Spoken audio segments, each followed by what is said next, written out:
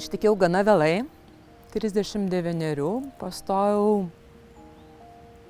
gal pusmetis, nepraėjo po santuokos ir jisai nesėkmingas. Nesivystantis nėštumas, dar kada apžiūrėjo gydytojai, sako, gal dar ne, bet po 8 savaičių pasakė taip. Iki 12 savaičių yra bene dažniausia vaikelio netektis ir tos priežastys mokslo jau yra iš tiesų išnagrinėtos, įrodytos ir kaip bebūtų liūdna, bet ankstyvi nėštumo nutrūkimai dažniausiai yra tikrai ne mūsų valioje sustabdyti tą vykstantį procesą, nes virš 90% šitų nėštumo nutrūkimų įvyksta dėl chromosomų anomalijų. Gal ir skamba nepopuliariai ir taip gal ir skaudinančiai, bet yra gamta, kuri nulemia didžiumą tų nėštumo nutrūkimų iki 12 savaičių. Dažnai mėgstu sakyti, kad tai ir tylieji nėštumai, ir tyliosios netektys. Nes kartais medicinoje išgirstam, kad nėštumas iki 12 savaitės nenėštumas. Ir kaip tada moteriai išbūti, jos kūnas neturėjo pokyčių, mes iš socialinio spaudimo nebuvom pasakę niekam aplinkui, nes bijojom netekti, bet netektis įvyko, skausmas yra, kur jį padėti, kaip grįžti į įprastas veiklas, kaip grįžti į bendravimą, kaip grįžti į darbą, kai atrodo net negaliu pasakyti, nes prieš tai nebuvo leista kalbėti. Mes iš tiesų sakom, tikrai diagnozavę tą mūsų galbūt sunkiausią žinią, tai yra pranešti, kai moteris ateina nėštumo diagnostikai arba tam pirmajam nėštumo trimestre kontroliniam, tarkim, vizitui jau po mėnesio ir mes pamatom, kad nėštumas nesivysto, kad reikės išprovokuoti persileidimą, kad reikės su šito nėštumo atsisveikinti, galbūt ta žinia yra tokia sunkiausiai pranešama, nes vėlgi, tu jautiesi šiek tiek kaltas dėl to, ką tu pamatai ir dėl to, ką tu turi pasakyti. Tai gydytojai taip pat nelengva, nes tarsi ir norisi verkti kartu su ta moterim, bet tu negali savo ten silpnumo rodyti. Tu turi būti stiprus, kad tu jai padėtum nusiraminti.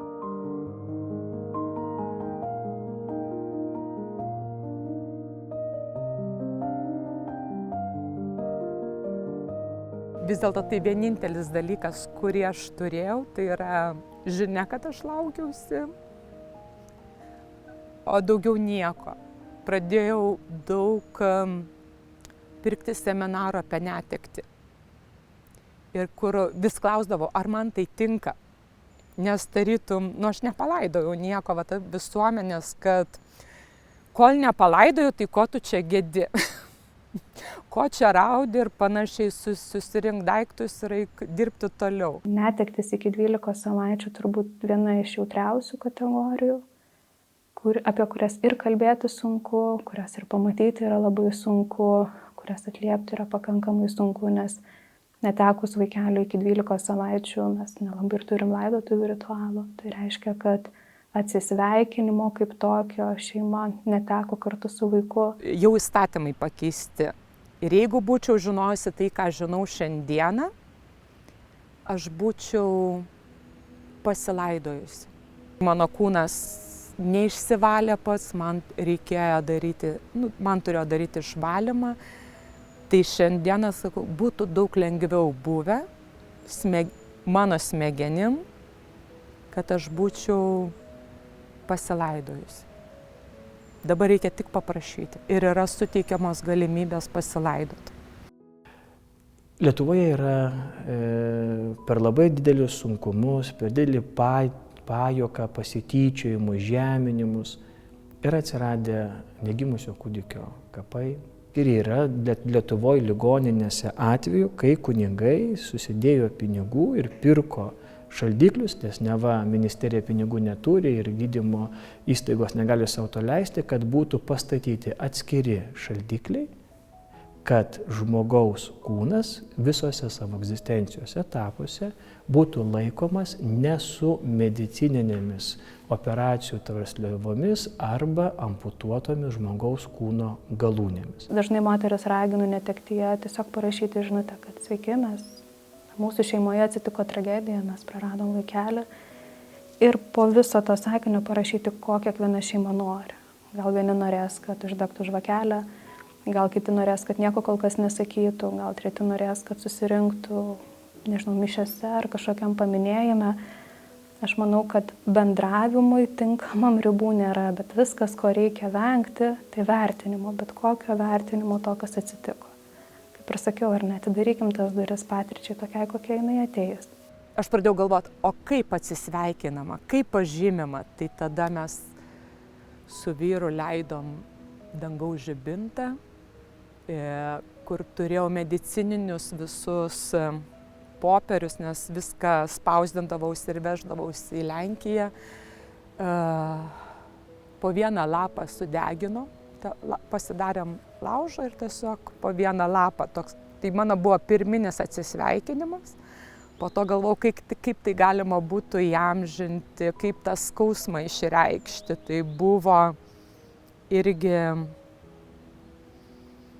kaip ir užduotis, toj savitarpio pagalbos grupėje mamoms net turėjusios persileidimą, tai visą skausmą paimti akmenuką ir vienu žodžiu įvardinti tą akmenuką ir jį paleisti į upę, į jūrą, į upę, kur tu esi. Tai va tą dieną labai stipriai išsitaškiau emociškai. Man pačiai tai buvo tai, kad mane palaikė mamos, kurios savo vaikus buvo palaidojusios. Jos buvo konkrečiai palaidojusios. Bet jos man leido išsakyti čia ir dabar, ką aš jaučiu. Ir nesakė, vaikeli, ateity pamatysi, kai bus viskas gerai. Tiesiog būti čia ir dabar su skausmu, kurio tu esi. Kada tau skauda ir jeigu tu gali išsakyti, o jeigu ne, rašyk.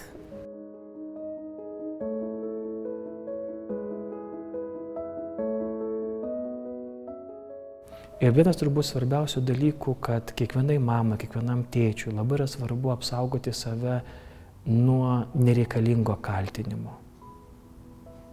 Yra dalykai, kuriuose mes nesame kalti.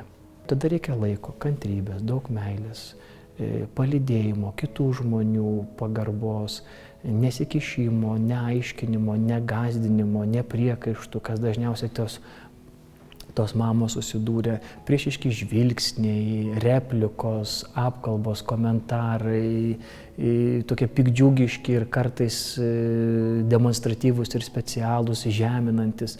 Sveikoj, normalioj santykių visuomeniai tokį įvykį patyrusi šeima, jinai yra apgaubiama kitais dalykais. Kviečiu pagalvoti, kaip tų durų emocinių neuždaryti, o kaip jas atidaryti, pareiškiant palaikymą turbūt netektyje.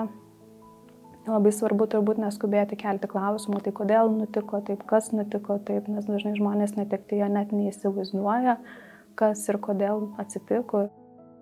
Labiausia tai turbūt žeidžia, mane asmeniškai žeidė, kada jau žinojau, kad aš neturėsiu savo iščių vaisiaus, kad aš nebūsiu, neišnešiosiu savo vaikelio, tai buvo, tai įsivaikink. O, tai daryti, tu negali, jeigu tu neišgyvenai, nepaleidai, nepriėmei savo vaikelio, savo angeliuko mirties, dažniausiai tu norėsi, kad kitas vaikas atstotų tą, kuris mirė.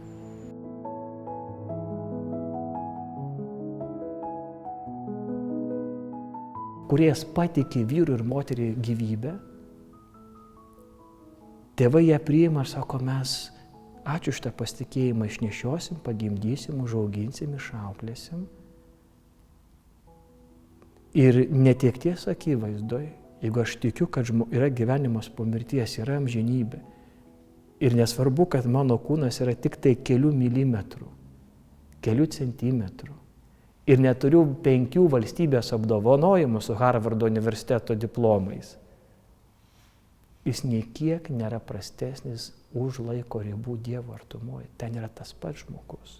Aš šiandien galiu pasakyti, mano širdį yra randas, bet jau nebe žaizda. Tikrai noriu pasakyti moteriams, mamoms, Jūs nesate vienos. Yra dovana supakuota į juodą spalvą, bet tai taip pat yra dovana. Šiandien taip nematom, šiandien taip nejaučiam.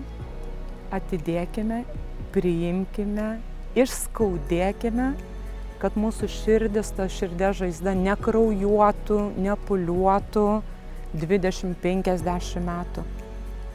Kad širdis išskaudėtų, kad ten būtų randas, kad kitoj širdies tarpeliai turėtume savo angeliukus ir kad galėtumėm džiaugtis gyvenimo spalvom.